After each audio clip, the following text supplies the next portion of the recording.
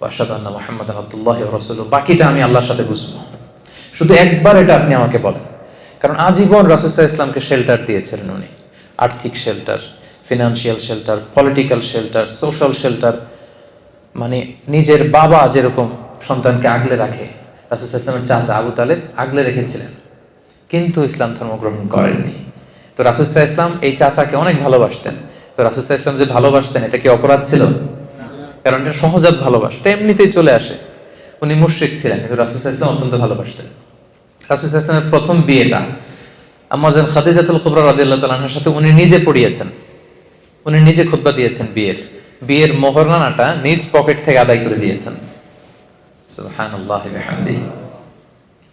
তো তাহলে আমরা কমন সেন্সে বুঝি যে সহজাত ভালোবাসা, ভালো লাগা, এটাতে কোনো দোষ নাই। যেমন আপনার ক্লাসমেট থাকতে পারে, হিন্দু ক্লাসমেট, যারা চাকরি করেন, কলিগ থাকতে পারে, বৌদ্ধ কলিগ থাকতে পারে না? তো সে বৌদ্ধ, সে হিন্দু বিদায়কে আপনি আর চোখে তাকাবেন তার দিকে? সেও তো মানুষ, সেও কি মানুষ। সবার বাবা মা আদতে কিন্তু একজন, আদম আর হাওয়া। ঘুরে ফিরে কিন্তু আমরা ওই বড় বিগ ফ্যামিলির part of the big family, কি বলেন? সেই জন্য ইসলাম সহজাত ভালোবাসাকে নিষেধ করে না, যেটা এমনি একটা মুগ্ধতা কাজ করে, কারো সততা, কারো নিষ্ঠা দেখে তার প্রতি একটা ভালো লাগা, বন্ধুত্ব হতে পারে। বন্ধুত্বে কোনো সমস্যা নেই। সমস্যা হচ্ছে গার্ডিয়ান বানানো যাবে না। আমার সবকিছু আমি এর হাতে ছেড়ে দিলাম, উনি আমার যেটা বলে ওইটাই আমি করি না, এটা করতে নিষেধ করেছেন। আউলিয়া বলতে ওইটাকে নিষেধ করেছেন। আরেকটা প্রমাণ হচ্ছে অমুসলিমদের প্রতি সহজাত ভালোবাসা যদি বৈধ না হতো, তাহলে আহলে কিতাবদেরকে বিয়ে করার বৈধতা ইসলামে থাকতো না। ইসলামে একটা বিধান আছে যেটা আমরা অনেকে জানি না।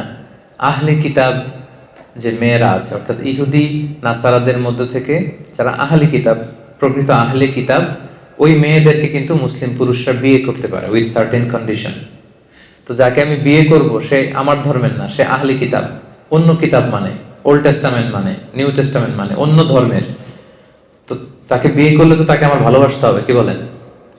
যাকে আমি বিয়ে করব, এক ঘরের নিচে থাকবো, একসাথে থাকবো, তার সাথে আমার ভালোবাসার ব্যাপারটা আসবে না? তো তাহলে দেখেন যে স্বাভাবিক ভালোবাসা যদি অবৈধ হতো, তাহলে আহলে কিতাবদের যে নারীদের সাথে মুসলিম পুরুষদের বিয়ের বৈধতা উইথ সার্টেন কন্ডিশন, এটা কিন্তু হতো না। এক্ষেত্রে অনেক কন্ডিশন আছে। আল্লাহ তাআলা বলছেন ওয়াল মুহসানাতু মিনাল মুমিনাত ওয়াল মুহসানাতু মিনাল্লাযিনা উতুল কিতাব। ওখানে প্রাইমারি তিনটা কন্ডিশন আয়াত থেকেই বোঝা যায়। এক হচ্ছে যে আল মুহসানাত মিনাল্লাযিনা উতুল কিতাব, তারা সচ্চরিত্রা নারী হতে হবে, মানে তারা ভার্জিন হতে হবে, তাদের চরিত্র তারা নষ্ট করে ফেলেছে, এরকম ইহুদি খ্রিস্টান নারীকে মুসলিম পুরুষ বিয়ে করতে পারবে না। এরপর মিনাল্লাযিনা উতুল কিতাব, প্রকৃত আহলে কিতাব হতে হবে, মানে কিতাবের প্রতি বিশ্বাস থাকতে হবে। আয়াত থেকে যেটা বোঝা যায়, তাদের যে প্রকৃত অরিজিনাল বুক, যেখানে মুসা আলাইহিস সালামের কথা সংরক্ষিত আছে, ঈসা আলাইহিস সালামের কথা, এটা তাদেরকে মানতে হবে। তারপরে হচ্ছে মুসলিম দেশে হতে হবে এই বিয়েটা, অমুসলিম দেশে হলে চলবে না, ইবনে আব্বাস রাদিয়াল্লাহু তাআলা আনহুর মতে। এরপর আরো অনেক স্কলাররা মত দিয়েছেন যে তাদের সাথে শিরকের অ্যাটাচমেন্ট থাকতে পারবে না। সো এইভাবে অনেক কন্ডিশন। এই প্রসঙ্গটা আনার উদ্দেশ্য এটাই যে সহজাত ভালোবাসা যদি বৈধ না হতো, মুমিন নারী ছাড়া আহলে কিতাবদের নারীদেরকে বিয়ে করা আমাদের জন্য বৈধ হতো না। তো তাহলে আমরা বুঝতে পারলাম আলোচনার এই পর্যায়ে এসে এতটুকু ক্লিয়ার, স্বাভাবিক ফ্রেন্ডশিপে কোনো সমস্যা নাই, সমস্যা হচ্ছে গার্ডিয়ানশিপ বানানো যাবে না। ক্লিয়ার হয়েছে সবাই? এবার আমরা যে প্রসঙ্গটা বলবো সেটা হচ্ছে আমাদের অনেকের অমুসলিম প্রতিবেশী থাকে। অমুসলিম প্রতিবেশী যদি হয়, তাদের সাথে ডিলিংস কেমন হবে? অমুসলিম আত্মীয় থাকে, তাদের সাথে কেমন হবে? অমুসলিম আত্মীয় কিন্তু হয়, কিভাবে হয়? বাংলাদেশে অনেক এরকম ছেলে আমাদের হাতে শাহাদা পাঠ করে মুসলমান হয়েছে, ছিল হিন্দু, ছিল কি, এখন শাহাদা পাঠ করে মুসলমান, নামাজ পড়া শুরু করছে। এর বাবা আর মুসলমান হয় নাই, মাও মুসলমান হয় নাই। তাহলে বাবা মা রয়ে গেছে কি হিন্দু, আর ছেলে হয়ে গেছে কি মুসলিম। এই যে এই ছেলের আত্মীয়, বাবা মা হিন্দু, ভাই হিন্দু, সবাই হিন্দু, সে হয়েছে শুধু মুসলমান। এখন তার সাথে তার ফ্যামিলি সম্পর্কটা কেমন হবে? দেখি ইসলাম কি বলে। প্রথম আমি যদি প্রতিবেশীর কথা বলি, দেখেন রাসূল সাল্লাল্লাহু আলাইহি ওয়াসাল্লাম একটা ছোট্ট হাদিস শোনাবো, শুনলেই আপনি বুঝতে পারবেন। সহিহ মুসলিমের হাদিস, হাদিস নাম্বার 47। আল্লাহ রাসূল সাল্লাল্লাহু আলাইহি ওয়াসাল্লাম বলেন, মান কানা ইউমিনু বিল্লাহি ওয়াল ইয়াউমিল আখির ফালইউকরিম জারাহু। যে আল্লাহ বিশ্বাস করে, আখিরাতে বিশ্বাস করে, সে যেন প্রতিবেশীকে সম্মান করে। কাকে সম্মান করে? প্রতিবেশীকে। নাকি বলছে মুসলিম প্রতিবেশীকে? ধার্মিক প্রতিবেশী, দাড়িওয়ালা প্রতিবেশী, নামাজি প্রতিবেশী, আল্লাহওয়ালা প্রতিবেশী না। In general, your neighbour, if you believe in God and the hereafter, you are supposed to respect your neighbor. আল্লাহ বিশ্বাস করেন, আখিরাতে বিশ্বাস করেন, তো আপনি আপনার প্রতিবেশীকে সম্মান করতে হবে। এখানে ধার্মিক মুসলিম প্রতিবেশী না, যে কেউ হতে পারে, প্রতিবেশী হলেই চলবে, তাকে কিন্তু আপনার রেসপেক্ট করতে হবে। শর্তটা কি দেখছেন? যে আল্লাহরে মানে আর আখিরাতে মানে, সেজন্য এটা করে। আর এটা না করলে বোঝা যাবে আল্লাহর মানাতেও ঝামেলা আছে, আখিরাত মানাতেও ঝামেলা আছে। ভয়ঙ্কর কিন্তু কন্ডিশনটা। তাহলে এটা দিয়ে বুঝলেন প্রতিবেশীটা ইন জেনারেল, যে কেউ হোক প্রতিবেশী। এবার যদি দেখি আত্মীয়তার বন্ধনের ব্যাপারে, একই টেক্সটে আল্লাহ রাসূল সাল্লাল্লাহু আলাইহি ওয়াসাল্লাম বললেন, সহিহ বুখারীর হাদিস, হাদিস নাম্বার 6138, মান কানা ইউমিনু বিল্লাহি ওয়াল ইয়াউমিল আখির ফালইয়াসিল রাহিমাহ। যে আল্লাহ বিশ্বাস করে আর আখিরাতে বিশ্বাস করে, সে যেন আত্মীয়তার বন্ধনকে অটুট রাখে। নাকি বলছে সে তার মুসলিম আত্মীয় যারা আছে তাদের সাথে যেন বন্ধন অটুট রাখে, এরকম বলছে? হ্যাঁ, মুসলিম, নামাজি, ধার্মিক, এগুলো আছে আত্মীয়। মা হিন্দু, বাবা হিন্দু, আমি হয়েছি মুসলিম, আমাদের আত্মীয়তার সম্পর্ক কাটা হয়ে গেছে নাকি? কথা বলেন না, কাটা হয়ে যায়নি। এটা কিভাবে সম্ভব? আমার বাবা, আমার মা, এই সম্পর্ক তো আজীবনের সম্পর্ক। হিন্দু হোক, বৌদ্ধ হোক, অন্য ধর্মের হোক, তারা কিন্তু আমার আত্মীয়। তাহলে দেখেন, এই যে প্রতিবেশী এবং আত্মীয়ের সাথে সুসম্পর্কের ব্যাপারে ধার্মিকতা, ইসলাম, এটা সেটা বলে পার্থক্য করা হয়নি। যেই প্রতিবেশী হোক, সেই প্রতিবেশীর হক কিন্তু আপনাকে আদায় করতে হবে। প্রতিবেশীর হক কি, এটা বিস্তর আলোচনা, এটা নিয়ে এক লম্বা আলোচনা হতে পারে। রাসূল সাল্লাল্লাহু আলাইহি ওয়াসাল্লাম বলেছেন, তার যেন কষ্ট না হয়, তাকে দেখতে যাবা, তাকে ভিজিট করতে যাবা। এমন ভাবে তোমার ঘর উঁচু করো না যে বাতাস আটকে যায়, সে আর বাতাস পায় না। এমন ভাবে গাছ লাগিও না, সূর্যের আলো তার ওখানে যায় না, তুমি সব নিয়ে নিচ্ছ। মানে এত এত প্রতিবেশীর ব্যাপারে বলতেছিলেন, সাহাবারা ভাবতেছিলেন, আমরা ভাবতেছিলাম হয়তো কিছুদিন পরে এমন আয়াত আসবে বা বিধান আসবে যে প্রতিবেশীদেরকে উত্তরাধিকার বানিয়ে দেওয়া হবে। মানে সাহাবারা ভয় পাচ্ছিলেন নাকি রাসূল এখন বলে যে ছেলে মেয়েদেরকে যেমন সম্পদ দেওয়া লাগে, বাড়ির দুই দিকে যারা থাকবে এগুলো সম্পদও দেওয়া লাগবে। এইটাই শুধু বাকি ছিল। সুবহানাল্লাহ ওয়া বিহামদিহি। শান্তির কি পয়গাম নিয়ে এসেছে ইসলাম। দেখেন আপনি, ইসলামের প্রত্যেকটা বিধান এতটা মানবিক, এতটা সুন্দর। সে হচ্ছে হিন্দু ধর্মের, এ বৌদ্ধ ধর্মের, কিন্তু যেই ধর্মেরই হোক, ইসলাম বলে তার খোঁজ খবর নাও। সে বিপদে বললে তাকে সাহায্য করো, সে অসুস্থ হলে ভিজিট করো, you should visit the sick. সে হিন্দু হোক, বৌদ্ধ হোক, যে ধর্মের হোক। রাসূল সাল্লাল্লাহু আলাইহি ওয়াসাল্লাম অনেক ইহুদির বাসায় যে অসুস্থ হলে তাদেরকে দেখে আসতেন। সুবহানাল্লাহ, কি নবী ছিলেন তিনি। আমি ছোট্ট একটা ঘটনা আপনাদেরকে শোনাই। সহিহ বুখারীর হাদিস, হাদিস নম্বর 1356। রাসূল সাল্লাল্লাহু আলাইহি ওয়াসাল্লামের একজন ইহুদি কর্মচারী ছিল, ছোট্ট বয়সে ছোট। কোন ধর্মের সে? সবাই বলেন কোন ধর্মের? ইহুদি কর্মচারী, ছোট বয়সে ছোট। আমি টেক্সটটা পড়ি। আনাস রাদিয়াল্লাহু তাআলা আনহু বলেন, কানা গুলামুন ইয়াহুদিয়ুন ইয়াখদুমুন নাবিয়্যা সাল্লাল্লাহু আলাইহি ওয়াসাল্লাম। একটা ছোট্ট ইহুদি ছেলে ছিল, রাসূল সাল্লাল্লাহু আলাইহি ওয়াসাল্লামের কর্মচারী হিসেবে কাজ করত। ফামারিদা, হঠাৎ এই ছেলে অসুস্থ হয়ে গেল। আপনারা জানেন যে রাসূল সাল্লাল্লাহু আলাইহি ওয়াসাল্লাম যখন মক্কা থেকে মদিনায় গেলেন, ওইটাও মালয়েশিয়ার মতো এরকম মাল্টি রিলিজিয়াস সোসাইটি ছিল। ইহুদিদের 3 গোত্র, আবার আউস খাজরাজের কিছু মুশরিক এখনো মুসলিম হয় নাই, আর মুহাজির যারা আসছেন মক্কা থেকে, রাসূল সহ যারা আসছেন সবাই তো মুমিন। তাহলে মুমিন আছে, মুশরিক আছে, আবার ইহুদি আছে, অনেকগুলো হয়ে গেল না? পাশে আবার খ্রিস্টান ট্রাইব আছে নাজরানের আশেপাশে। তো রাসূল সাল্লাল্লাহু আলাইহি ওয়াসাল্লাম এই ছেলেকে ভাড়া করছেন কাজের জন্য। হঠাৎ দেখে আসে না একদিন, ফামারিদা, অসুস্থ হয়ে গেল। ফাআতাহু নবী সাল্লাল্লাহু আলাইহি ওয়াসাল্লাম ইয়াউদু, রাসূল সাল্লাল্লাহু আলাইহি ওয়াসাল্লাম তাকে ভিজিট করতে গেলেন। সুবহানাল্লাহ, আসে না কেন? কিছু লোক বলতেছে এই ছেলেটা তো অসুস্থ, রাসূল সাল্লাল্লাহু আলাইহি ওয়াসাল্লাম এবার ওকে দেখতে গেলেন। কার বাড়িতে? ইহুদির বাড়িতে। কথা বলেন, কার বাড়িতে? ইহুদির বাড়িতে। রাসূল সাল্লাল্লাহু আলাইহি ওয়াসাল্লামকে দেখে ওই ছেলের বাবা তো অবাক, উনি তো ইহুদি, কি রে, মুহাম্মদ সাল্লাল্লাহু আলাইহি ওয়াসাল্লাম দ্য লাস্ট মেসেঞ্জার, সে চলে আসছে, আমার বাসার ভিতরে ঢুকে যাচ্ছে। এসে উনি পারমিশন নিয়ে রাসূল সাল্লাল্লাহু আলাইহি ওয়াসাল্লাম ঢুকেই গেলেন ঘরের ভিতরে। ফাকাআদা ইনদা রাসিহি, এই ছোট্ট ছেলেটা মুমূর্ষু অবস্থা, যান যায় যায় প্রায়, মাথার পাশে রাসূল সাল্লাল্লাহু আলাইহি ওয়াসাল্লাম বসলেন। ছেলেটা তাকিয়ে আছে রাসূল সাল্লাল্লাহু আলাইহি ওয়াসাল্লামের দিকে, বাবা দাঁড়িয়ে আছে। রাসূল সাল্লাল্লাহু আলাইহি ওয়াসাল্লাম তাকে বললেন, আসলিম, ইসলাম ধর্ম গ্রহণ করো। এবার ছোট্ট ছেলে হঠাৎ শকড, যে আমাকে বলতেছে ইসলাম ধর্ম গ্রহণ করতে, কি করব? তো সে দাঁড়িয়ে থাকা বাবার চেহারার দিকে তাকালো, ফানাযারা ইলা ওয়াজহি আবি, দেখি আব্বা কি বলে, আব্বা কি বলে দেখি। তো তার বাবা রাসূল সাল্লাল্লাহু আলাইহি ওয়াসাল্লামের আচরণ, রাসূল সাল্লাল্লাহু আলাইহি ওয়াসাল্লামের ব্যক্তিত্ব দেখে এতটাই মুগ্ধ, কিং কর্তব্য বিমূঢ় হয়ে সে বলতে আরম্ভ করলো, ফাকালা লাহু আতি' আবুল কাসিম সাল্লাল্লাহু আলাইহি ওয়াসাল্লাম। ছেলেকে বলতেছে, ঠিক আছে, উনি যা বলে তাই করো। সুবহানাল্লাহ।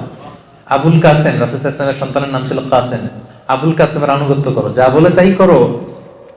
তখন ছেলেটা বলতে আরম্ভ করলো, আশহাদু আল্লা ইলাহা ইল্লাল্লাহ ওয়া আশহাদু আন্না মুহাম্মাদার রাসূলুল্লাহ। ফাসলামা, সে শাহাদা বাক্য পাঠ করে মুসলমান হয়ে গেল। ফাখারাজা রাসূলুল্লাহ সাল্লাল্লাহু আলাইহি ওয়াসাল্লাম, রাসূল সাল্লাল্লাহু আলাইহি ওয়াসাল্লাম এবার ঘর থেকে বের হলেন। ইয়াকুল, এই বলতে বলতে বের হলেন, আলহামদুলিল্লাহিল্লাযী আনকাযাহু মিনান নার, প্রশংসা সে আল্লাহর, যে আল্লাহ একজন জাহান্নামীকে মুহূর্তের মধ্যে জান্নাতি বানিয়ে দিয়েছে। এই শাহাদা বাক্য, এই বিশ্বাসটুকু হৃদয়ে ধারণ করার আগে আমার এই গোলাম ছিল জাহান্নামী, আহলুন নার, আগুনের অধিবাসী। সে আল্লাহর প্রশংসা যে মুহূর্তের মধ্যে তাকে জান্নাতের অধিবাসী বানিয়েছে। সুবহানাল্লাহ। সহিহ বুখারীর হাদিস। এটা কেন আমি এখানে উল্লেখ করলাম, যে রাসূলুল্লাহ সাল্লাল্লাহু আলাইহি ওয়াসাল্লাম ইহুদির বাসায় যে অসুস্থকে ভিজিট করতেন, আর আমরা মুসলিম ভাই আরেক মুসলিমের খবর নেই না।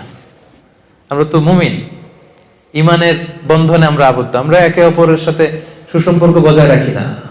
রাসূল সাল্লাল্লাহু আলাইহি ওয়াসাল্লাম ভিন্ন ধর্মাবলম্বীদের ঘরে যে তিনি ইসলামের বাণী পৌঁছিয়েছেন। ইসলাম তো এইভাবে প্রচার হয় নাই, আমরা তো জন্মসূত্রে ইসলাম পেয়েছি, এই জন্য এটার মর্ম বুঝি না। জন্মাই দেখি যে আজান, তারপর একামত, দেখি যে কোরআন, হাদিস, ওয়াজ, মাহফিল, কিন্তু নবীরা প্রতিটা পদে পদে নিজেদেরকে প্রমাণ করে করে ইসলামের এই বাণীকে কিন্তু প্রচার করতে হয়েছে। আল্লাহ রাসূল সাল্লাল্লাহু আলাইহি ওয়াসাল্লাম ওনার আচরণ দিয়ে, ব্যক্তিত্ব দিয়ে এভাবে ইসলামের পয়গাম পৌঁছিয়েছেন।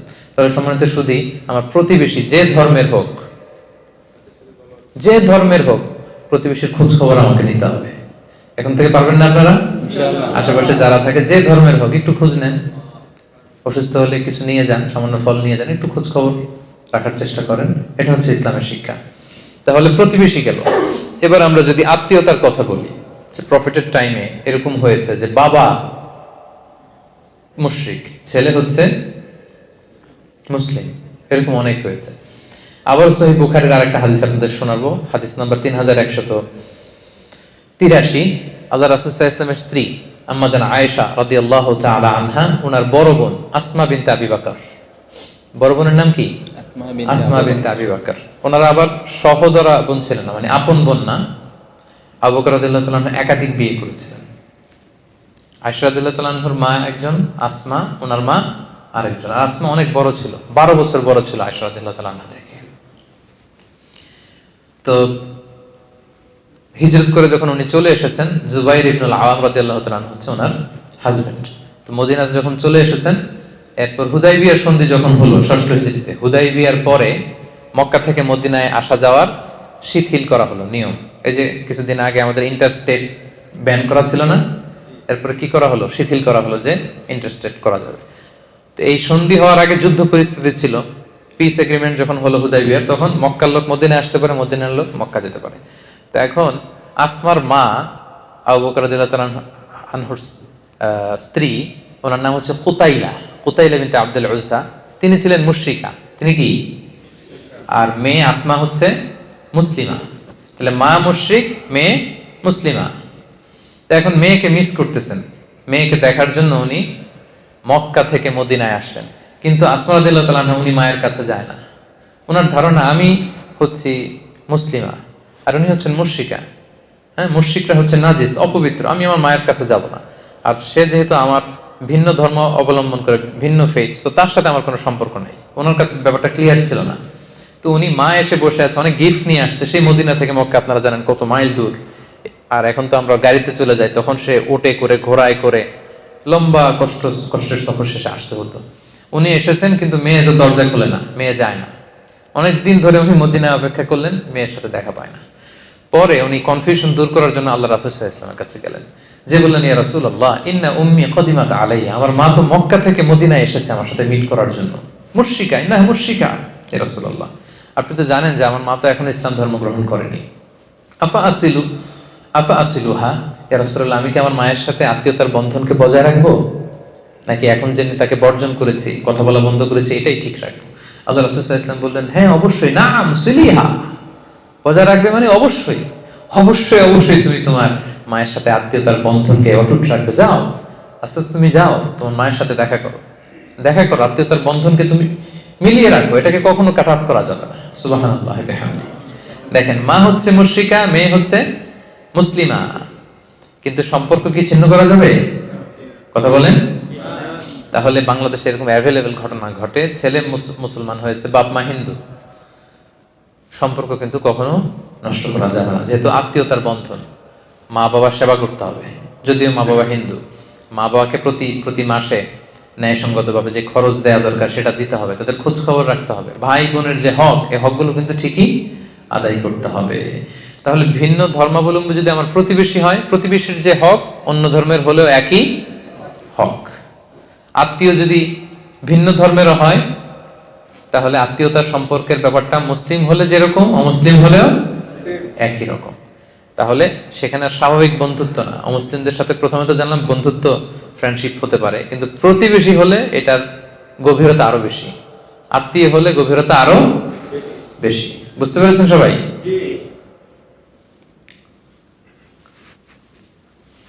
আচ্ছা, এবার যে পয়েন্টটা নিয়ে কথা বলবো আমরা, সেটা হচ্ছে অনেক সময় এরকম হয় যে নন মুসলিম কেউ অনেক সময় আমাদেরকে অনেক খাবার দেয়, গিফট দেয়, হতে পারে না এরকম? এই যে মালয়েশিয়াতে তো কি হয়, দিওয়ালি হয় না, এখানে দীপাবলি বলে, ইন্টারন্যাশনালি তো এটা হচ্ছে Diwali.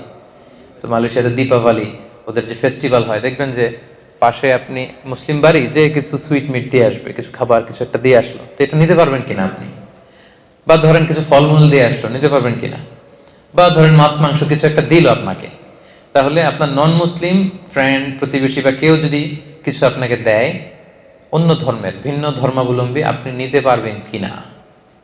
This is the question. এটা মনে হয় খুবই রেলেভেন্ট, কি বলেন? আপনাদের এরকম বিভিন্ন সময় ঘটছে না এরকম কনফিউশন, কিরে নিব কি নিব না, খাবো কি খাবো না, জায়েজ কি না জায়েজ? আজকে ক্লিয়ার হয়ে যান। আমরা দেখি যে রাসূল সাল্লাল্লাহু আলাইহি ওয়াসাল্লাম কি করতেন। আল্লাহ রাসূল সাল্লাল্লাহু আলাইহি ওয়াসাল্লাম উনি ওনার জীবদ্দশায় অমুসলিমদের কাছ থেকে কিছু নিয়েছেন কিনা উপহার বা গিফট হিসেবে, এটা দেখলেই তো আমাদের কাছে ক্লিয়ার হয়, কি বলেন? জি। আচ্ছা, আল্লাহ রাসূল সাল্লাল্লাহু আলাইহি ওয়াসাল্লাম যখন ৬ষ্ঠ হিজরিতে মুশরিকদের সাথে হুদায়বিয়া সন্ধি করলেন 10 বছরের, তখন একটু কোয়াইট এন্ড কাম সিচুয়েশন, এখন আর যুদ্ধ নাই। তো রাসূল সাল্লাল্লাহু আলাইহি ওয়াসাল্লাম ভাবলেন যে দিস ইজ দ্য চান্স, এখনই তো সুযোগ, গ্লোবাল নেভিগেশন দরকার আমার, গ্লোবালি আমি ইসলামটাকে ছড়াই দিব। উনি কাতেবে ওহীদেরকে ডেকে বললেন যে সবাই লিখো, আমার পক্ষ থেকে চিঠি লিখো। রাসূল ইসলাম নিজে লিখতেন না, লোক দিয়ে লেখাতেন। লিখো। রাসূল ইসলাম বলতেছেন, ওনারা চিঠি লিখতে আরম্ভ করলেন। বললেন যে বর্তমানে সুপার পাওয়ার কারা আছে বলো। তো সাহাবারা বলতে আরম্ভ করলো, একটা সুপার পাওয়ার আছে হচ্ছে ওই রোম সাম্রাজ্য, হিরাক্লিয়াস। লেখো, হিরাক্লিয়াসের কাছে লেখো। আর কে আছে? আরেকটা আছে কিসরার, পারস্যের সুপার পাওয়ার। আর কে আছে? আর ইস্কান্দারিয়ার মুকাউকেস আছে, মানে মিশরী সম্রাট। আর কে আছে? ওখানে। তৎকালীন সময়ে যত বড় বড় সুপার পাওয়ার ছিল, রাসূল সাল্লাল্লাহু আলাইহি ওয়াসাল্লাম সবার কাছে তখন দাওয়াতি চিঠি লিখতে আরম্ভ করলেন। তো অধিকাংশ সুপার পাওয়ারদের কাছে, সম্রাটদের কাছে যখন চিঠি নিয়ে যাওয়া হলো, ওনারা কেউ কেউ ইসলাম ধর্ম গ্রহণ করেছেন, কেউ কেউ করেননি, কিন্তু প্রায় প্রত্যেকেই রাসূল সাল্লাল্লাহু আলাইহি ওয়াসাল্লামের কাছে গিফট পাঠিয়েছিলেন। সুবহানাল্লাহ। আমরা একটা ঘটনা শুনি। মিশরের তখন বাদশা ছিল মুকাউকেস। মুকাউকেস ছিল মিশরের বাদশা, আলেকজান্দ্রিয়াতে উনি থাকতেন। ওনার কাছে যখন রাসূল সাল্লাল্লাহু আলাইহি ওয়াসাল্লামের চিঠি পাঠানো হলো, উনি চিঠি পড়ে তো মুগ্ধ, তিনি বুঝতে পারলেন যে এটা তো নবী। তখন যিনি চিঠি নিয়ে গিয়েছিলেন, মোস্ট প্রবাবলি হাতিব ইবনে আবি বালতাআ রাদিয়াল্লাহু তাআলা আনহু, ওনার কাছে করে উনি অনেক গিফট পাঠিয়েছিলেন। কি কি গিফট শুনেন। 1000 গোল্ড কয়েন। ওনার ধর্ম হচ্ছে খ্রিস্ট ধর্ম। যে বাদশা রাসূলকে গিফট পাঠিয়েছেন, ওনার ধর্ম কি? খ্রিস্ট ধর্ম। তার মানে উনি কোন ধর্মের?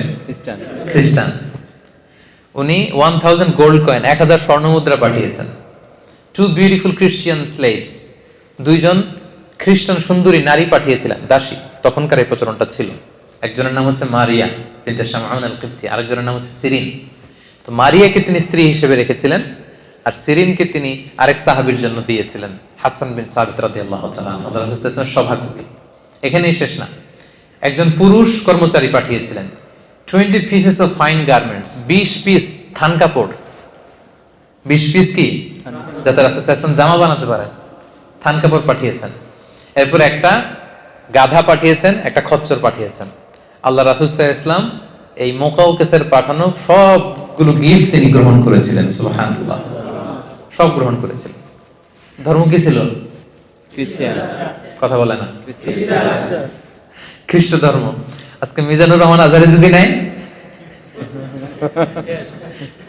আজকে ধরেন যে এখানকার খ্রিস্টান কোন ফেইথ লিডার, ধরেন চার্চের পোপ শুনলো যে বাংলাদেশে একজন দায়ী, তো তাকে আমি দুইটা রাসূল সাল্লাল্লাহু আলাইহি ওয়াসাল্লাম 20 পিস পাঠাইছে, ধরেন আমার জন্য 2 পিস থান কাপড় পাঠাইলো যে দিয়ে আসো তাকে।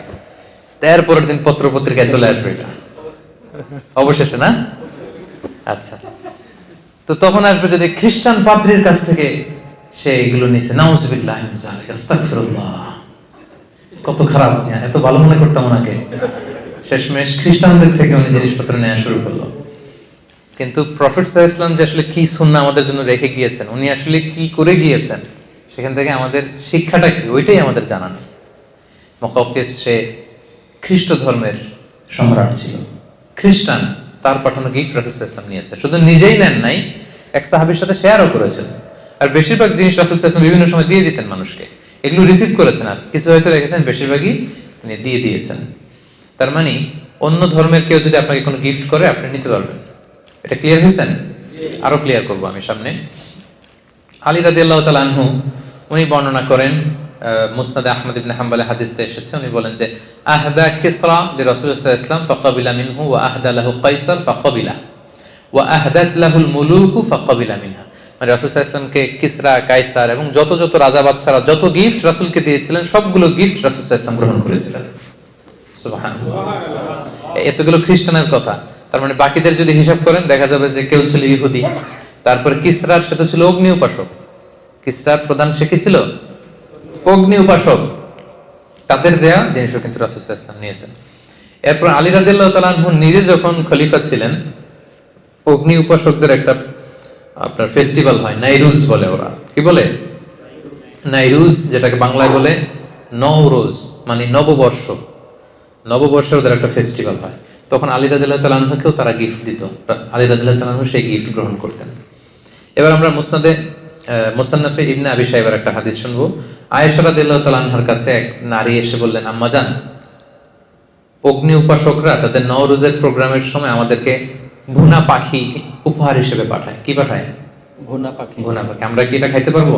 আমাদের আয়েশা বললেন, আম্মা মা যুবিহা লিযালিকাল ইয়াউম ফালা তাকুলু ওয়ালাকিন কুলু মিন আশজারিহিম।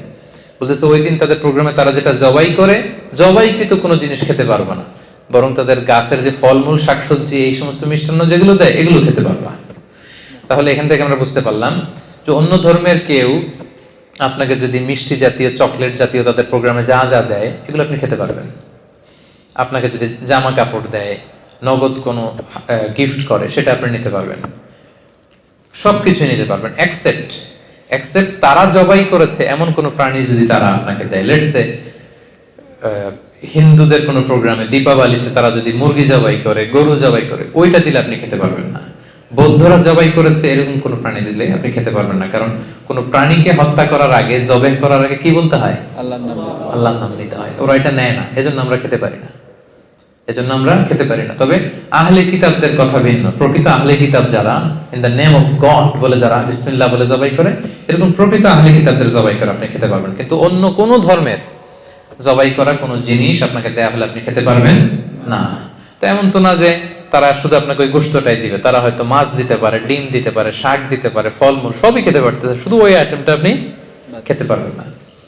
তাহলে অমুসলিম, ভিন্ন ধর্মের কেউ যদি আপনাকে কোনো উপহার সামগ্রী দেয়, সেটা কনজিউম করা কিন্তু আপনার জন্য জায়েজ আছে। এবং রাসূল সাল্লাল্লাহু আলাইহি ওয়াসাল্লামের সিরাত থেকে, সাহাবাদের প্র্যাকটিস থেকে কিন্তু আমরা এটা ক্লিয়ার হলাম। সবাই কি বুঝতে পেরেছেন? একেবারে ক্লিয়ার? পেছনে যারা বসেছেন আপনারাও? আচ্ছা, এবার আমরা তাদের সাথে ফিনান্সিয়াল ডিলিংস করা যাবে কিনা, নন মুসলিমদের সাথে ব্যবসায়িক লেনদেন, ফিনান্সিয়াল ট্রানজাকশন, এটা করা যাবে কিনা। রাসূল সাল্লাল্লাহু আলাইহি ওয়াসাল্লাম একটা হাদিস শোনাই, সহিহ মুসলিমের হাদিস, হাদিস নাম্বার 1603। দেখেন কত চমৎকার, কত চমৎকার হাদিস, একটু খেয়াল করে শুনেন। আম্মা জান আয়েশা রাদিয়াল্লাহু তাআলা আনহা উনি বর্ণনা করেন, قالت اشترى رسول الله صلى الله عليه وسلم من يهودي طعاما ورهنه درعا من حديد। রাসূল সাল্লাল্লাহু আলাইহি ওয়াসাল্লাম একবার এক ইহুদির কাছ থেকে কিছু খাবার কিনলো, খাবারটা ছিল বার্লি। কি ছিল? বার্লি। এক ইহুদির কাছ থেকে রাসূল সাল্লাল্লাহু আলাইহি ওয়াসাল্লাম কিছু খাবার কিনলেন। কার কাছ থেকে কিনলেন? ইহুদির কাছ থেকে। সবাই বলেন কার কাছ থেকে? ইহুদির কাছ থেকে তিনি কিছু বার্লি কিনলেন। তো বার্লির টাকা পরিশোধ করার মতো টাকা ওনার কাছে ছিল না, পয়সা ছিল না। তো পয়সা ছাড়া সে কি বার্লি দিবে? এ তো দিবে না। তো রাসূল সাল্লাল্লাহু আলাইহি ওয়াসাল্লাম যেটা করলেন, উনি ওনার যুদ্ধের পোশাকটা বন্ধক রাখলেন, আর্মার মানে যুদ্ধস্ত্রাণ, যেটা যুদ্ধের একটা পোশাক আছে, লোহার শিকল দিয়ে ছোট ছোট বুনন দিয়ে এটাকে তৈরি করা হয়। তো এটা পরে যুদ্ধে গেলে তীর মারলে তীর ঢোকে না, ছুরি মারলে ছুরি ঢোকে না। রাসূল সাল্লাল্লাহু আলাইহি ওয়াসাল্লাম এরকম একটা আর্মার ছিল। ওই যুদ্ধের পোশাকটা ওই ইহুদির কাছে তিনি মর্গেজ রাখলেন, বন্ধক। বললেন টাকা নাই, এটা রাখো, যেদিন টাকা দিতে পারবো ওদিন ছুটাই নেব।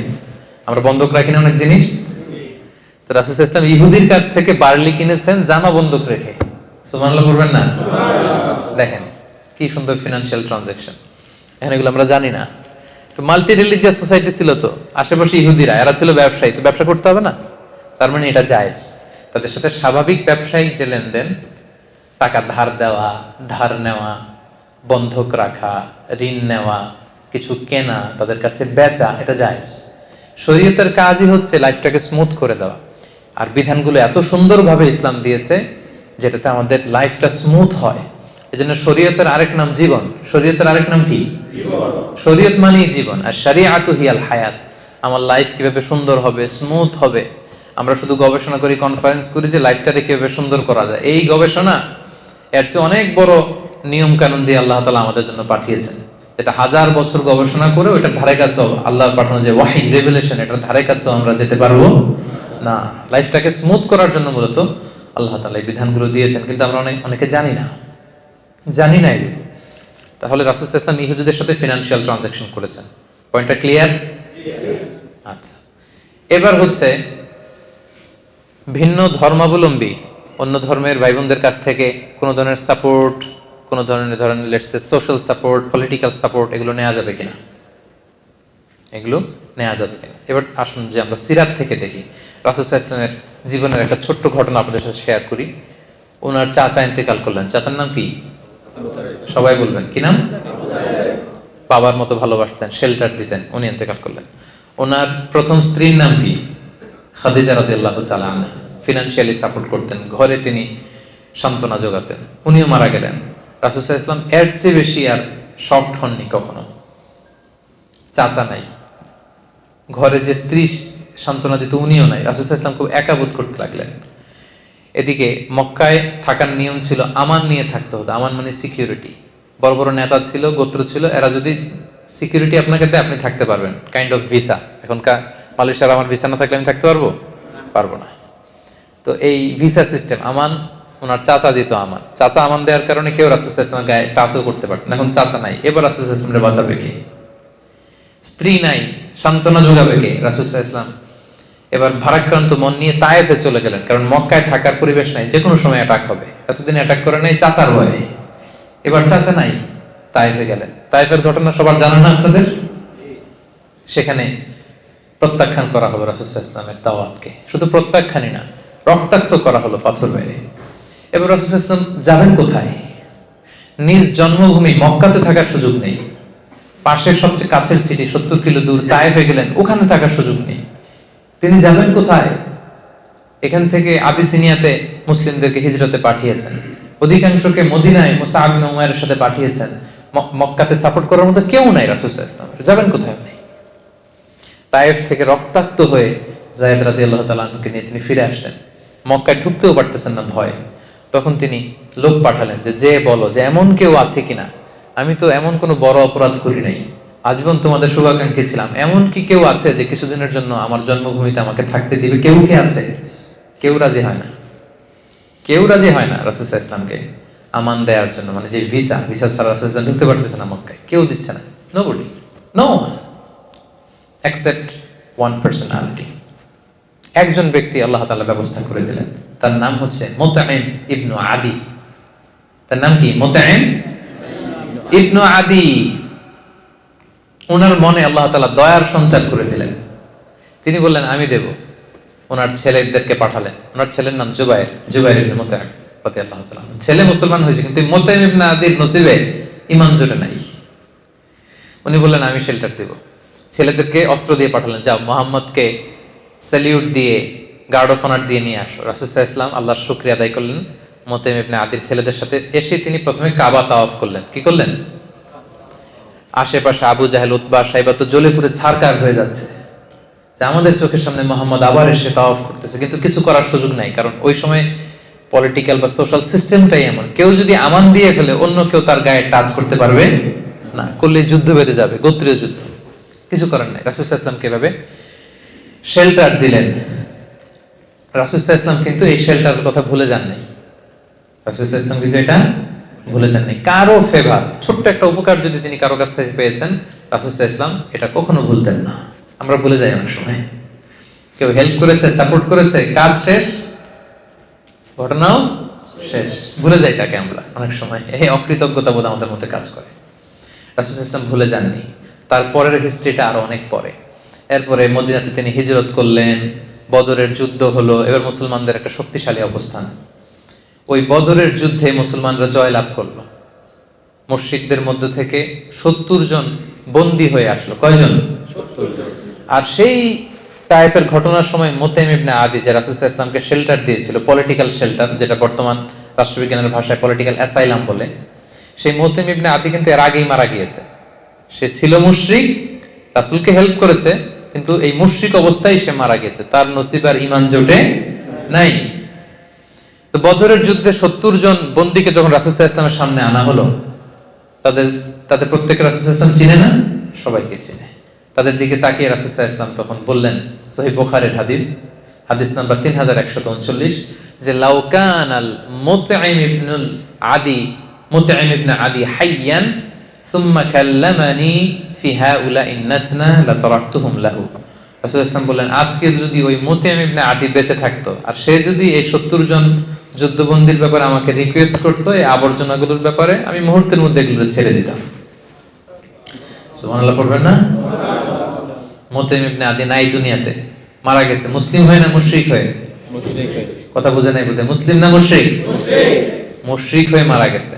তারপরে as a token of respect, as a token of honour, তাকে সম্মান দেখাতে যে রাসূল ইসলাম বলতেছে, আজকে যদি সেই মুতঈম ইবনে আদি বেঁচে থাকতো, তার সম্মানে আজকে এই 70টা আবর্জনা, এই 70টা ময়লা আবর্জনাকে আমি উইদাউট র্যানসাম, কোনো মুক্তিপণ ছাড়াই আমি ওদেরকে ছেড়ে দিতাম।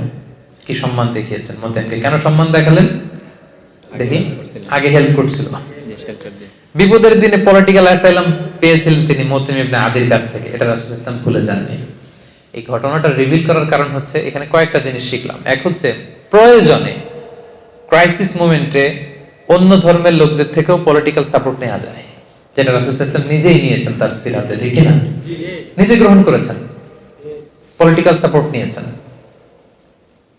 এবং আরেকটা ব্যাপার যেটা শিক্ষণীয়, সেটা হচ্ছে যে কারো ফেভারকে কখনো ভুলে না যাওয়া। রাসূল সাল্লাল্লাহু আলাইহি ওয়াসাল্লাম তাকে সেখানে সম্মান দেখিয়েছেন, যদিও সে মুশরিক। যদিও কি ছিল? মুশরিক। তার মানে মুশরিক হইলে আপনি ফেলে দিয়েন না, একেবারে কাফের হইলেই ফেলে দিয়েন না। আর যদি বেঁচে থাকে তাহলে তো ফেলে দেওয়ার সুযোগই নাই, কারণ তার একেবারে শেষ নিঃশ্বাস ত্যাগ করার আগ পর্যন্ত কালিমা পড়ে ঈমান আনার সুযোগ আছে না নাই? ওই যে ইহুদি ছেলেটা একেবারে শেষ মুহূর্তে শেষে কালিমা পড়েছিল।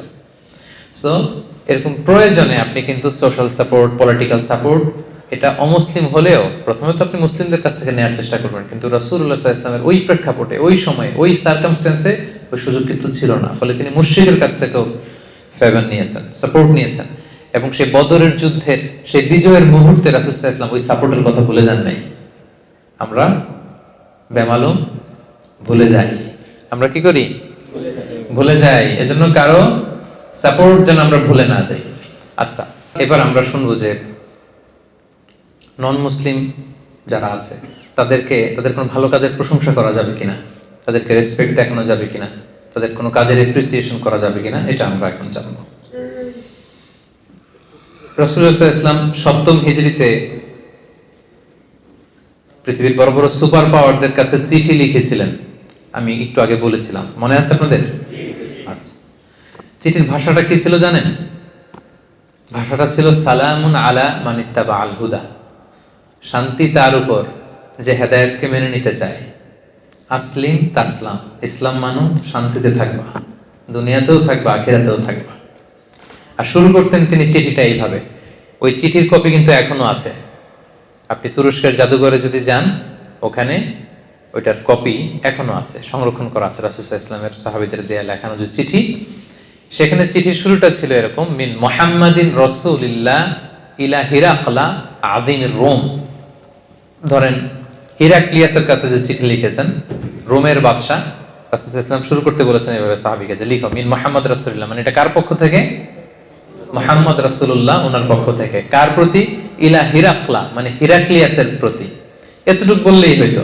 এরপর রাসূল সাল্লাল্লাহু আলাইহি ওয়াসাল্লাম একটা শব্দ ব্যবহার করেছেন, উনি বলেছেন আযীমির রোম, মানে উনি সাধারণ লোক না, উনি হচ্ছেন রোমের আজিম, highness, the royal highness, the majesty. আপনি দেখবেন যে কেউ যদি কিং হয়, হ্যাঁ, কুইন হয় বা প্রেসিডেন্ট হয়, তাকে সম্মান করে এরকম বলতে হয় যে মাননীয়, মাননীয় প্রধানমন্ত্রী, তারপর মাননীয় রাষ্ট্রপতি, এরকম বলে না? রাসূল সাল্লাল্লাহু আলাইহি ওয়াসাল্লাম এই শব্দটা ব্যবহার করেছেন। কিন্তু হিরাক্লিয়াসের ধর্ম কি আমি ভাই? খ্রিস্ট ধর্ম, খ্রিস্টান ধর্মে খ্রিস্টান। তাহলে খ্রিস্টান একজন বাদশার কাছে চিঠি লিখতে যেও তাকে রেসপেক্ট করার কথা আল্লাহ রাসূল সাল্লাল্লাহু আলাইহি ওয়াসাল্লাম ভুলে যায় নাই। আল্লাহু আকবার, আল্লাহু আকবার। কি নবী আমরা পেয়েছি, যেইখানে যতটুকু সেন্সিবিলিটি থাকা দরকার ছিল, সিক্স সেন্সের পুরোটা কাজে লাগিয়ে তিনি দাওয়া কাজ করেছেন, মানুষকে গাইড করেছেন, মানুষকে এডুকেট করেছেন, ইনস্ট্রাক্ট করেছেন। মিন মুহাম্মদ রাসূলিল্লাহ ইলা হিরাকলা আযীমির রোম, মিন মুহাম্মদ রাসূলিল্লাহ ইলা হিরাকল, মুহাম্মদের পক্ষ থেকে হিরাক্লিয়াসের প্রতি, শেষ, খালাস। এরকম হইলে তো হইতো না। আযীমির রোম, রোমের the highness, the royal highness, the majesty, the king of Roman empire, Roman সাম্রাজ্যের কিং, সম্রাট হিরাক্লিয়াসের প্রতি। দেখেন রাসূল সাল্লাল্লাহু আলাইহি ওয়াসাল্লাম কিন্তু এই সম্মান দিতে ভুলে যান না। আমরা এটাতে অনেক মিসিং আছে, আমরা অন্যকে সম্মান দিতে চাই না। নিজে সম্মান পেতে হলে আগে কি করতে হবে? সম্মান দিতে হবে। অন্য ধর্মের, এমনকি তাদের বিরুদ্ধে একটা সময় যুদ্ধ হয়েছে, রোমানদের বিরুদ্ধে মুসলমানদের যুদ্ধ হয়েছে, পরবর্তীতে এটা ক্রুসেডের রূপ নিয়েছে। কিন্তু রাসূল সাল্লাল্লাহু আলাইহি ওয়াসাল্লাম যখন চিঠি লিখেছেন, তাকে কিন্তু রেসপেক্ট দিতে রাসূল সাল্লাল্লাহু আলাইহি ওয়াসাল্লাম ভুল করেননি। So this is the lesson. এটা হচ্ছে আমাদের জন্য শিক্ষা যে আমরা অমুসলিমদের মধ্যে থেকে যারা সম্মানিত, এদেরকে সম্মানটা দিতে হবে।